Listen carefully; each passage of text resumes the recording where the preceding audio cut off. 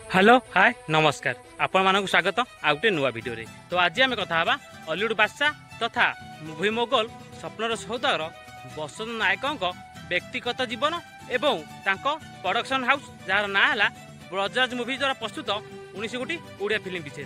तो चलते video start करवा किंतु तापूर्व इंट्रो भाई। ऐसे और भी कई एंटरटेनमेंट और धमाकों के लिए लाइक शेयर एंड सब्सक्राइब कीजिए। स्वागत तो करो हम 16 जनवरी 1937 मसीह कटकर हरिपुर स्थित बासभवन में जन्मग्रहण करते बसंत नायक। तांको बापा ना थिला बजेंद्रनाथ नायक, माँ को ना थिला राजकुमारी नायक। बसंत नायक डाक नाम थिला बालू। बसंत नायक शिक्षागत योग्यता है टेक्सटाइल इंजीनियर। बसंत नायक स्त्री नाम है स्नेहलता नायक। बसंत नायक 3 पुओ और जड़े झील थे। बसंत नायक बड़ पुओं ना है विनय नायक और स्त्री नाम है इतिश्री नायक। बसंत नायक मझिया पुओर ना है संजय नायक टुटू और स्त्री नाम है अनुराधा नायक। बसंत नायक सान पुओर नाम है सूरज कुमार नायक और स्त्री नाम है इतिश्री नायक। बसंत नायक झील नाम है सन्मीरा नायक और स्वामी नाम है किशोर कुमार नायक। बसंत नायक नाती और नातुणी मान नाम है डैन्सी, प्रिया, राहुल, प्रेम और बाबुन। बसंत नायक चाहूले बड़ पुओ डिस्ट्रीब्यूटर हो मझिया पुओ टुटू नायक फिल्म प्रयोजना करतु एवं सान पुओ सूरज कुमार से फिल्म रे नायक भाव एंट्री करतु। है बड़ पुओ एवं मझिया पुओ सफल है फिल्म प्रयोजना आउ डिस्ट्रीब्यूटर क्षेत्र में। किंतु सान पुओ सूरज कुमार जहाँ को रखिबा अनंत जरिया हॉलीवुड रे प्रवेश कले शिशु कलाकार भावे। सूरज कुमार नायक भावे लाट साहेब फिल्म जरिया हॉलीवुड रे एंट्री कर मोना हिरो नुहे लाट साहेब। एही फिल्म टी से समय फ्लॉप होइतिला। तापर मन रहीगला तुम इठारे लुटतराज ए जुगर कृष्ण सुदाम भरी हाथ गणित फिल्म रे नजर आसिले सूरज कुमार।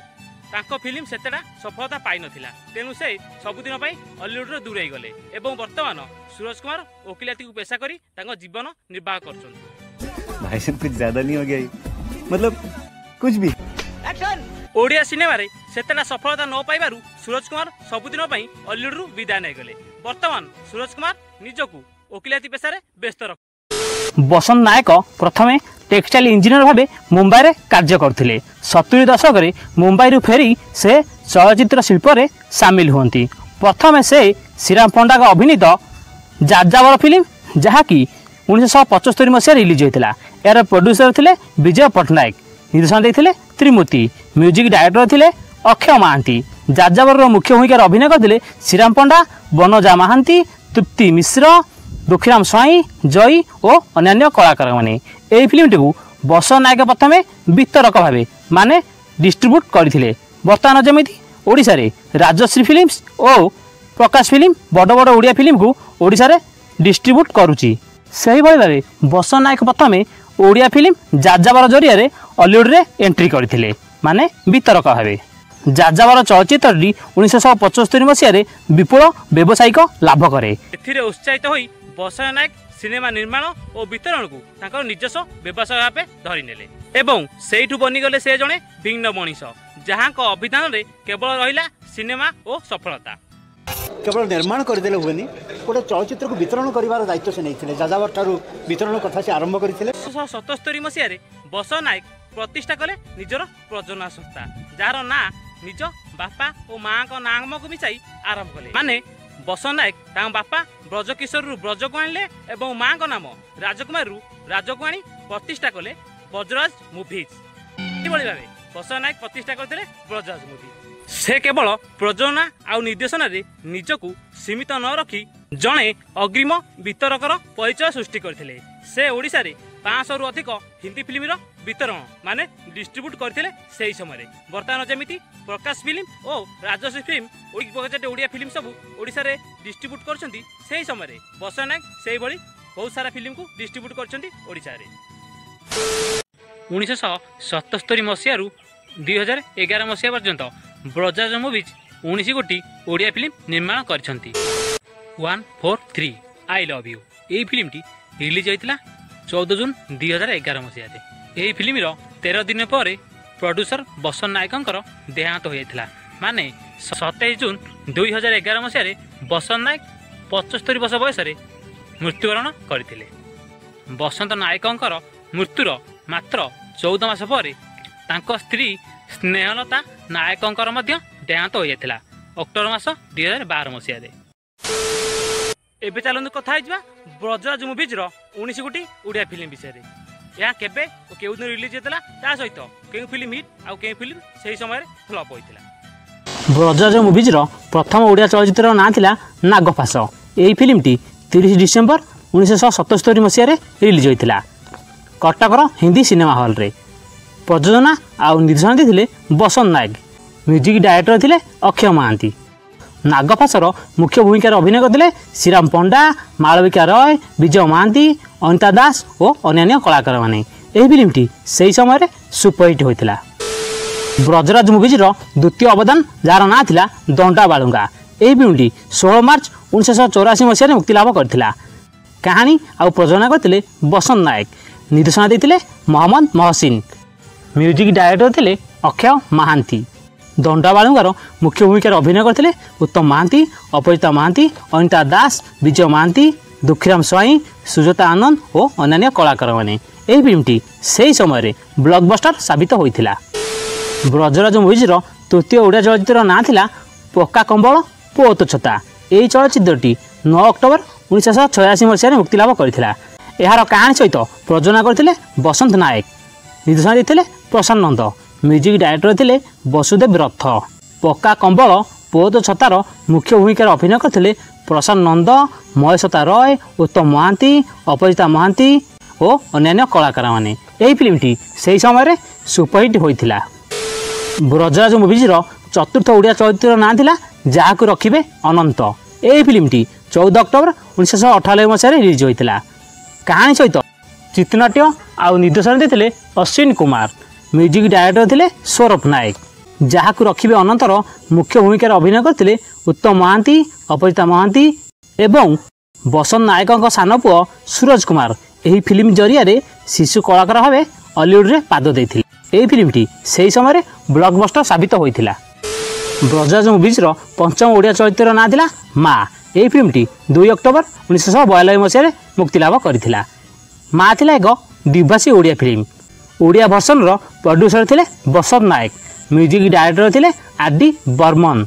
माँ मुख्य भूमिकार अभिनय करते प्रसन्नजीत चैटर्जी, राखी गुलजार, उत्तम महांती, अभिषेक चैटर्जी, शताब्दी रॉय, अपराजिता महांती, हर पट्टनायक और अन्य कलाकार मैंने। यही फिल्मटी से समय सुपरहिट होता। यही फिल्मटी कौन सोशल मीडिया उपलब्ध ना किंतु यार बंगाली वर्षन गीत सब यूट्यूब अच्छी। आपण चाहिए जाकि देखिपारे।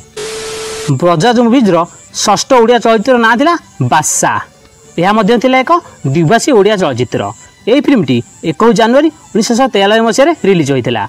ओडिया भर्सन टी प्रोड्यूस करते बसंत नायक। म्यूजिक डायरेक्टर थे आर.डी. बर्मन।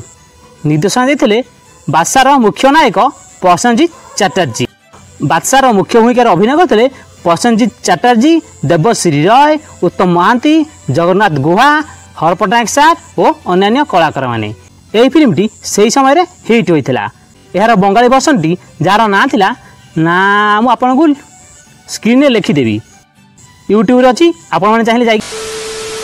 ब्रजराज मुभिजर सप्तम ओडिया चलचित्र ना था लक्षे शिवपूजी पाइची पुओ। यही फिल्मटी 10 जून 1994 मसीह मुक्तिलाभ करथिला। यार प्रोड्यूसर थे बसंत नायक। म्यूजिक डायरेक्टर थे सौरभ नायक। निर्देशना देते मोहम्मद महसिन। लक्षे शिवपूजी पाइची पुओर मुख्य भूमिकार अभिनय करते रचना बानार्जी, सिद्धांत महापात्र, उत्तम महांती, विजय महांती और अन्य कलाकार मैंने। यही फिल्मटी से समय ऑल टाइम ब्लॉकबस्टर होता। एठी गोटे कथा कही रखुची बसंत नायकों यही 7 जाक फिल्म संपूर्ण ओरिजिनल कहानी पर आधारित थिला। किंतु यापर बसंत नायक जिते भी ओडिया चलचित्र करछंती से सबू कौनसी ना कौनसी साउथ फिल्म रिमेक अटे, वो भी ऑफिशियल। ब्रजराज मुभिजर अष्टम ओडिया चलचित्र ना था यशोदा। यही फिल्मटी 17 अक्टोबर 1946 मसीह मुक्तिलाभ करथिला। यार प्रोड्यूसर थे बसंत नायक। निर्देशना देते हर पट्टनायक। म्यूजिक डायरेक्टर थे सौरभ नायक।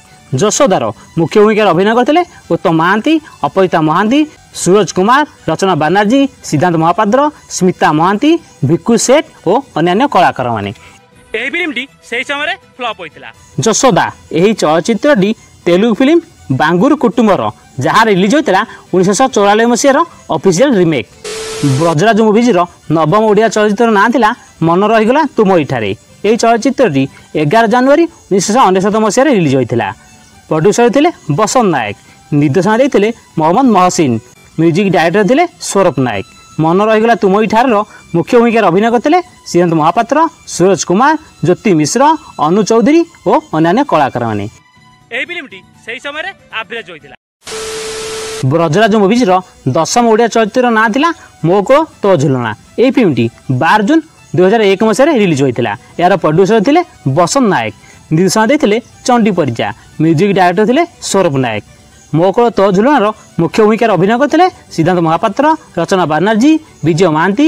ମୋ କୋଳ ତୋ ଝୁଲଣାର କାହାଣୀ ହିନ୍ଦୀ ଫିଲ୍ମ ପ୍ୟାର ଝୁକ୍ତା ନେହିଁରୁ ପୁରା ଇନ୍ସପାୟାର ହୋଇକି ଏହାର ପ୍ରଡ୍ୟୁସର ବସନ୍ତ ନାୟକ ଲେଖିଥିଲେ। ଏହା ଉପରେ ମଧ୍ୟ ମୁଁ ଗୋଟେ ଭିଡ଼ିଓ ବନେଇଛି, ଆପଣମାନେ ଯାଇକି ମୋ ୟୁଟ୍ୟୁବ୍ ଚ୍ୟାନେଲରେ ଦେଖିପାରିବେ। ଏହି ଫିଲ୍ମଟି ସେହି ସମୟରେ ଅଲ୍ ଟାଇମ୍ ବ୍ଲକବଷ୍ଟର ହୋଇଥିଲା। ବ୍ରଜରାଜ ମୁଭିଜର 11ତମ ଓଡ଼ିଆ ଚଳଚ୍ଚିତ୍ରର ନାଁ ଥିଲା ଏ ଯୁଗର କୃଷ୍ଣ ସୁଦାମ। ଏହି ଫିଲ୍ମଟି 9 ଜାନୁଆରୀ 2003 ମସିହାରେ ରିଲିଜ୍। କାହାଣୀ ଆଉ ପ୍ରଯୋଜନା କରିଥିଲେ ବିନୟ ନାୟକ, ନିର୍ଦ୍ଦେଶନା ଦେଇଥିଲେ ହର ପଟ୍ଟନାୟକ, ମ୍ୟୁଜିକ୍ ଡାଇରେକ୍ଟର ଥିଲେ ସୌରଭ ନାୟକ। ଏ ଯୁଗର କୃଷ୍ଣ ସୁଦାମା ଏହାର ମୁଖ୍ୟ ଭୂମିକାରେ ଅଭିନୟ କରିଥିଲେ ଉତ୍ତମ ମହାନ୍ତି, ସୁଚିତ୍ରା ଚକ୍ରବର୍ତ୍ତୀ, ମିଥୁନ ଚକ୍ରବର୍ତ୍ତୀ, ଜ୍ୟୋତି ମିଶ୍ର, ସୁରଜ କୁମାର, ହର ପଟ୍ଟନାୟକ ସାର୍ ଓ ଉଷାଶ୍ରୀ ମିଶ୍ର। ଏହି ଫିଲ୍ମଟି ସେହି ସମୟରେ ସୁପରହିଟ୍ ହୋଇଥିଲା। ଏ ଯୁଗର କୃଷ୍ଣ ସୁଦାମା ଏହି ଫିଲ୍ମଟି ଥିଲା 1987 ମସିହାରେ ରିଲିଜ୍ ହୋଇଥିବା ହିନ୍ଦୀ ଫିଲ୍ମ ଖୁଦଗର୍ଜର ଅଫିସିଆଲ ରିମେକ୍। ବ୍ରଜରାଜ ମୁଭିଜର 12ତମ ଓଡ଼ିଆ ଚଳଚ୍ଚିତ୍ରର ନାଁ ଥିଲା ଆଇ ଲଭ୍ ୟୁ। ଏହି ଫିଲ୍ମଟି 11 ଜାନୁଆରୀ 2004 ମସିହାରେ ରିଲିଜ୍ ହୋଇଥିଲା। କାହାଣୀ ଆଉ ପ୍ରଯୋଜନା କରିଥିଲେ ସଞ୍ଜୟ ନାୟକ ଟୁଟୁ, ଚିତ୍ରନାଟ୍ୟ ଆଉ ନିର୍ଦ୍ଦେଶନା ଦେଇଥିଲେ ହର ପଟ୍ଟନାୟକ ସାର୍। ଏହି ଫିଲ୍ମର ମୁଖ୍ୟ ଭୂମିକାରେ ଅଭିନୟ କରିଥିଲେ ପ୍ରଥମ ଥର ପାଇଁ ଅନୁଭବ ମହାନ୍ତି ଓ ନର୍ମତା ଥାପା। ତାଙ୍କ ସହିତ ବିଜୟ ମହାନ୍ତି, ଅନିତା ଦାସ, ହର ପଟ୍ଟନାୟକ ସାର୍ ଏହାର ମୁଖ୍ୟ ଭୂମିକାରେ ଅଭିନୟ କରିଥିଲେ। ଏହି ଫିଲ୍ମଟି ସେହି ସମୟରେ ଅଲ୍ ଟାଇମ୍ ବ୍ଲକବଷ୍ଟର ହୋଇଥିଲା। ଆଇ ଲଭ୍ ୟୁ ଏହା ଥିଲା 1999 ମସିହାରେ ରିଲିଜ୍ ହୋଇଥିବା ଏକ ତାମିଲ ଫିଲ୍ମ ଯାହାର ନାଁ ହେଲା ଥୁଲାଥା ମନ୍ନମ ଥୁଲାମାର ଅଫିସିଆଲ ରିମେକ୍। ଏହି ଫିଲ୍ମଟି ମଧ୍ୟ କୌଣସି ସୋସିଆଲ ମିଡ଼ିଆରେ ଉପଲବ୍ଧ ନାହିଁ। ବ୍ରଜରାଜ ମୁଭିଜର 13ତମ ଓଡ଼ିଆ ଚଳଚ୍ଚିତ୍ରର ନାଁ ଥିଲା ବର୍ଷା ମାଇ ଡାର୍ଲିଂ। ଏହି ଫିଲ୍ମଟି 21 ଅକ୍ଟୋବର 2004 ମସିହାରେ ରିଲିଜ୍ ହୋଇଥିଲା। ଏହାର କାହାଣୀ ସହିତ ପ୍ରଯୋଜନା କରିଥିଲେ ବିନୟ ନାୟକ ମଣ୍ଟୁ, ଚିତ୍ରନାଟ୍ୟ ଆଉ ନିର୍ଦ୍ଦେଶନା ଦେଇଥିଲେ ଭି ପ୍ରଭାକର। ବର୍ଷା ମାଇ ଡାର୍ଲିଂର ମୁଖ୍ୟ ଭୂମିକାରେ ଅଭିନୟ କରିଥିଲେ ଅନୁଭବ ମହାନ୍ତି, ଅଙ୍କିତା, ବିଜୟ ମହାନ୍ତି, ହର ପଟ୍ଟନାୟକ ଓ ଅନ୍ୟାନ୍ୟ କଳାକାରମାନେ। ଏହି ଫିଲ୍ମଟି ସେହି ସମୟରେ ଆଭରେଜ୍ ହୋଇଥିଲା। ବର୍ଷା ମାଇ ଡାର୍ଲିଂ ଥିଲା 2004 ମସିହାରେ ରିଲିଜ୍ ହୋଇଥିବା ତେଲୁଗୁ ଫିଲ୍ମ ବର୍ଷମର ଅଫିସିଆଲ ରିମେକ୍। ଏହି ଫିଲ୍ମଟି ମଧ୍ୟ ଆଜି ଯାଏଁ କୌଣସି ସୋସିଆଲ ମିଡ଼ିଆରେ ଉପଲବ୍ଧ ନାହିଁ। ବ୍ରଜରାଜ ମୁଭିଜର 14ତମ ଓଡ଼ିଆ ଚଳଚ୍ଚିତ୍ରର ନାଁ ଥିଲା ପ୍ରେମୀ ନମ୍ବର 1। ଏହି ଫିଲ୍ମଟି 12 ଜୁନ 2005 ମସିହାରେ ରିଲିଜ୍ ହୋଇଥିଲା। ଏହାର କାହାଣୀ ସହିତ ପ୍ରଯୋଜନା କରିଥିଲେ ସଞ୍ଜୟ ନାୟକ ଟୁଟୁ, ଚିତ୍ରନାଟ୍ୟ ଆଉ ନିର୍ଦ୍ଦେଶନା ଦେଇଥିଲେ ସୁଧାଂଶୁ ସା। ପ୍ରେମୀ ନମ୍ବର 1 ଏହାର ମୁଖ୍ୟ ଭୂମିକାରେ ଅଭିନୟ କରିଥିଲେ ଅନୁଭବ ମହାନ୍ତି, ଚାନ୍ଦେନୀ, ଉତ୍ତମ ମହାନ୍ତି, ବିଜୟ ମହାନ୍ତି, ସାହେବ ସିଂ। ଏହି ଫିଲ୍ମଟି ସେହି ସମୟରେ ହିଟ୍ ହୋଇଥିଲା। ଏହା ମଧ୍ୟ ଥିଲା ଏକ ତେଲୁଗୁ ଫିଲ୍ମର ରିମେକ୍ ଯାହାର ନାଁ ହେଲା ଦିଲ୍। ଏହି ଦିଲ୍ ଫିଲ୍ମଟି 2003 ମସିହାରେ ରିଲିଜ୍ ହୋଇଥିଲା। ବ୍ରଜରାଜ ମୁଭିଜର 15ତମ ଓଡ଼ିଆ ଚଳଚ୍ଚିତ୍ରର ନାଁ ହେଲା ପ୍ରେମ ଋତୁ ଆସିଲାରେ। ଏହି ଫିଲ୍ମଟି 14 ଜୁନ 2006 ମସିହାରେ ରିଲିଜ୍ ହୋଇଥିଲା। ଏହାର କାହାଣୀ ସହିତ ପ୍ରଯୋଜନା କରିଥିଲେ ବିନୟ ନାୟକ, ଚିତ୍ରନାଟ୍ୟ ଆଉ ନିର୍ଦ୍ଦେଶନା ଦେଇଥିଲେ ସୁଧାଂଶୁ ସାହୁ, ମ୍ୟୁଜିକ୍ ଡାଇରେକ୍ଟର ଥିଲେ ସୌରଭ ନାୟକ। ପ୍ରେମ ଋତୁ ଆସିଲାର ମୁଖ୍ୟ ଭୂମିକାରେ ଅଭିନୟ କରିଥିଲେ ସିଦ୍ଧାନ୍ତ ମହାପାତ୍ର, ଅନୁ ଚୌଧୁରୀ, ଅରିନ୍ଦମ ରୟ। ଏହା ଥିଲା ତାଙ୍କର ପ୍ରଥମ ଓଡ଼ିଆ ଚଳଚ୍ଚିତ୍ର। ତାଙ୍କ ସହିତ ନର୍ମତା ଥାପା, ବିଜୟ ମହାନ୍ତି, ମିହିର ଦାସ ଓ ଅନ୍ୟାନ୍ୟ କଳାକାରମାନେ।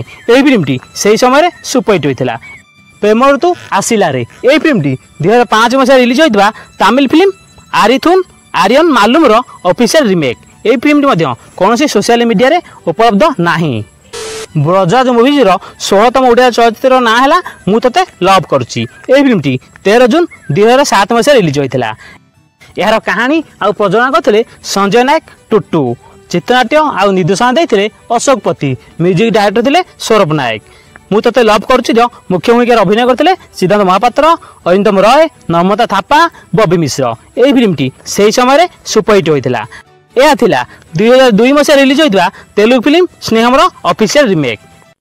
ब्रजराज मुवीज 17तम ओडिया चलचित्र ना थिला रोमियो द लवर बॉय। यही फिल्मटी 14 जून 2009 मसीह रिलीज होता। यार कहानी सहित प्रयोजना करते संजय नायक टुटू, निर्देशन देते हर पट्टनायक, म्यूजिक डायरेक्टर थे सौरभ नायक।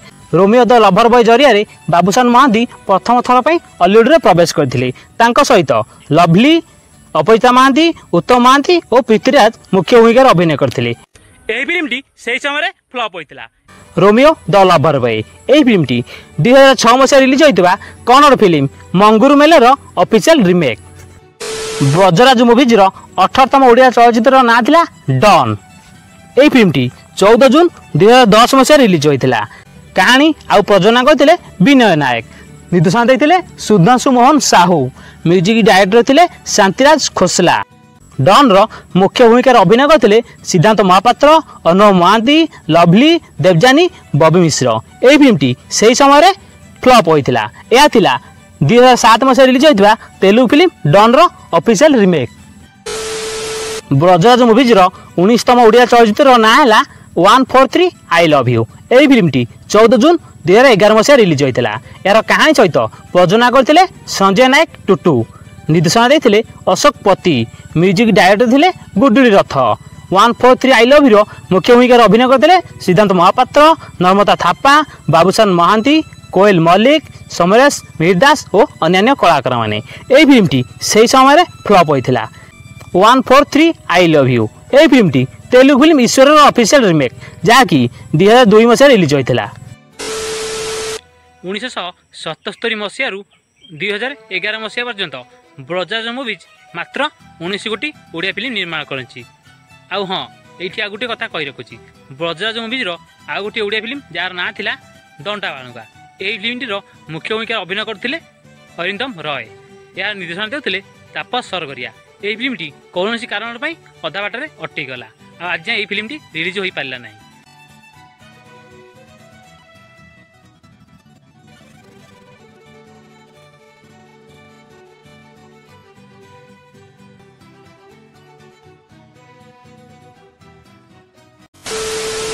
आज ये जदि भिडियोटी आपको भल लगी तो वीडियो को लाइक शेयर आउ जदि आपण मैंने मो चैनल नुआ ना तो चैनल को सब्सक्राइब करने को जमारू भूलिए ना। रोची पुणी देखा आउ एक नुआ भिडियो से पर्यंत लव यू ऑल, जय जगन्नाथ।